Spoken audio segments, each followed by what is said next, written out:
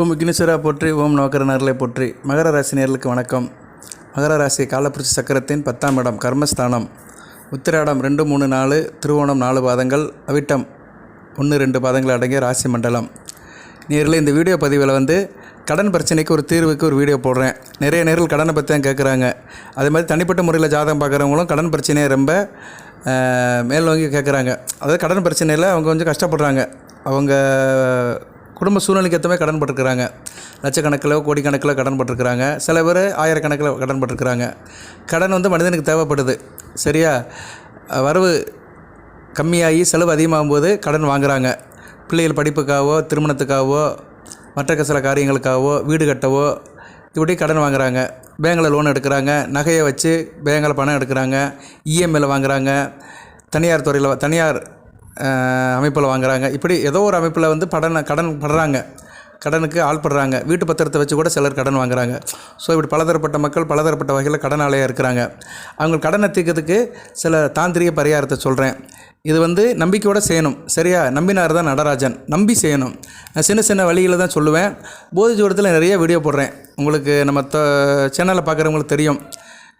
நிறைய அமைப்பில் நான் வீடியோ போடுறேன். ஜோதிட ரீதியாக கிரகங்களை பற்றி, கிரக பயிற்சிகள், தசாபுத்தி அமைப்புகள், மற்றபடி கிரகங்களுடைய நிலைகள், சஞ்சாரங்கள் எல்லாத்தையுமே நான் சொல்கிறேன். அப்பப்போ அப்டேட் பண்ணுறேன்.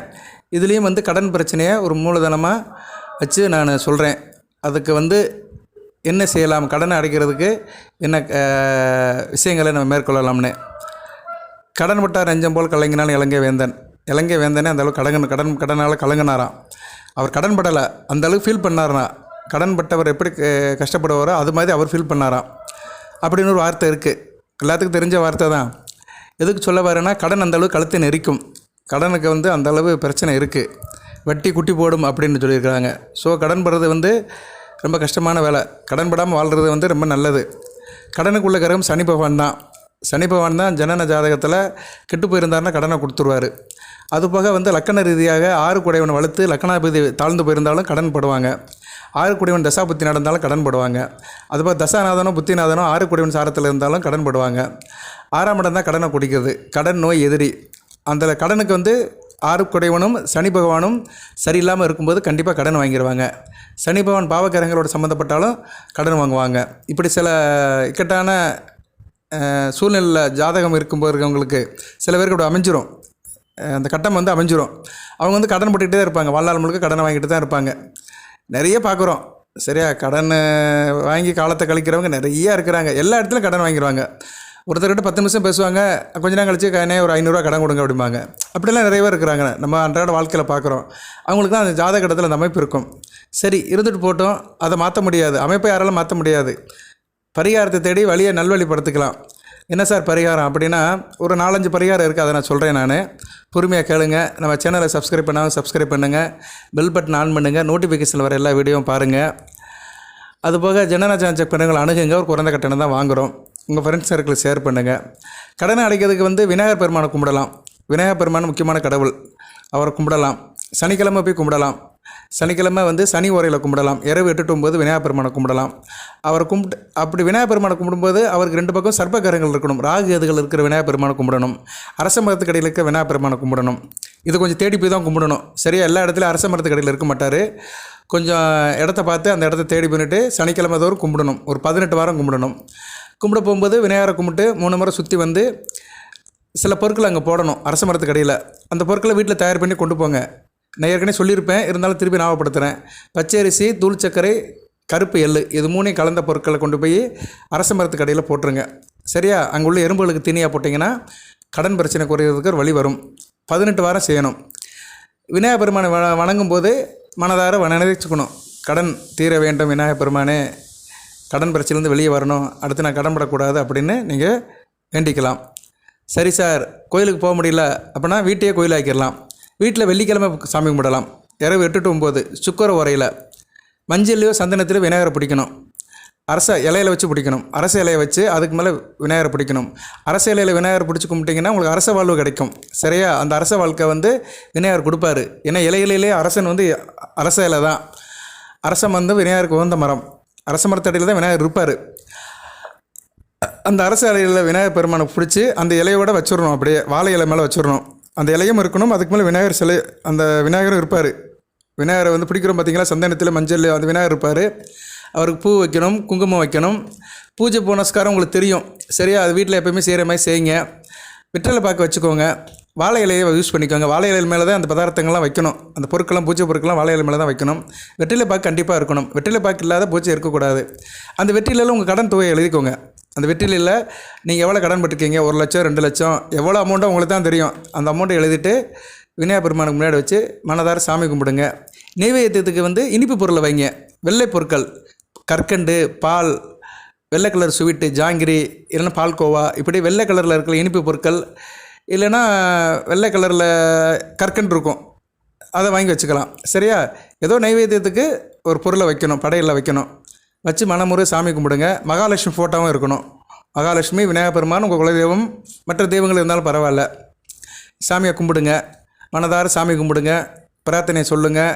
கடன் பட்டிருக்கிறேன், கடலேருந்து வெளியே வரணும்னு சொல்லி மனமுருகி, ஊன் உருகி, உடல் உருகி இறைவனை வேண்டுதல் வைங்க. இதை ஒரு 18 வாரம் செய்யுங்க.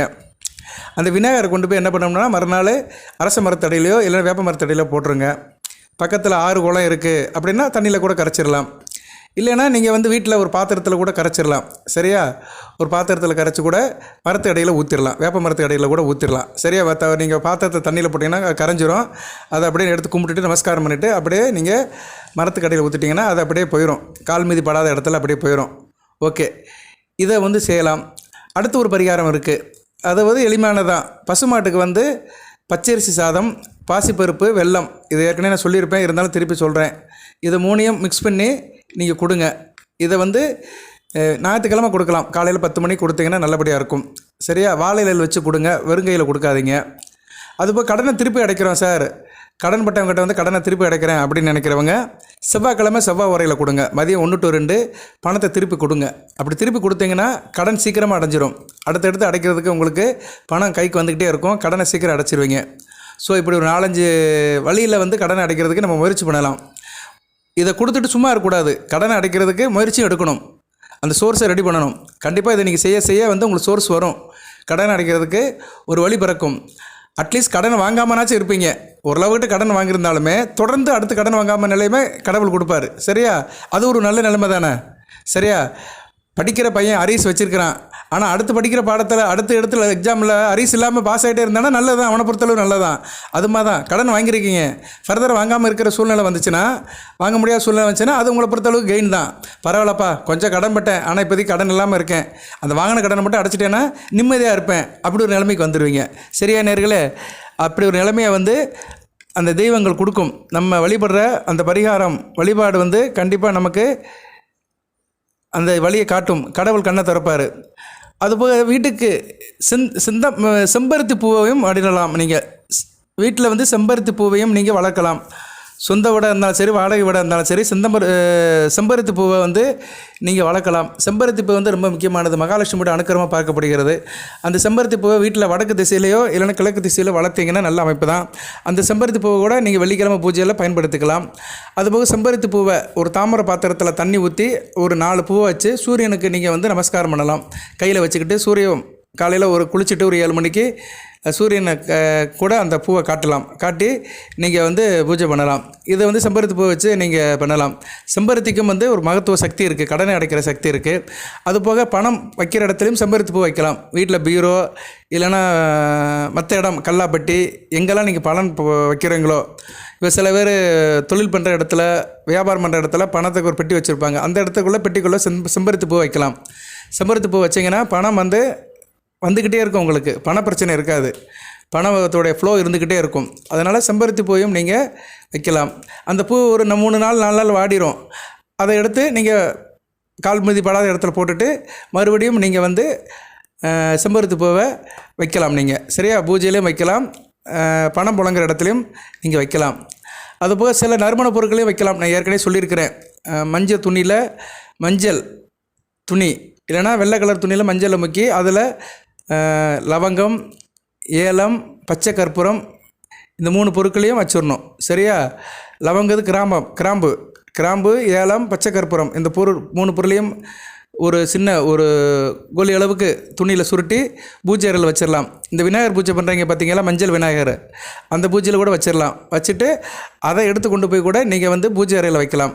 சரி, பூஜை அறையிலேருந்து எடுத்து பூஜை அறையில் வச்சது மறுநாள் எடுத்து உங்கள் பீரோவில் வைக்கலாம். பீரோவில் பணம் புழங்குற இடத்துல இல்லைன்னா நகையில் உள்ள இடத்துல வச்சிங்கன்னா அந்த லக்ஷ்மி கடாட்சம் அப்படியே இருக்கும். சரியா, உங்களுக்கு வந்து பணம் வந்துக்கிட்டே இருக்கும், அடுத்தடுத்து பணம் குறையாது.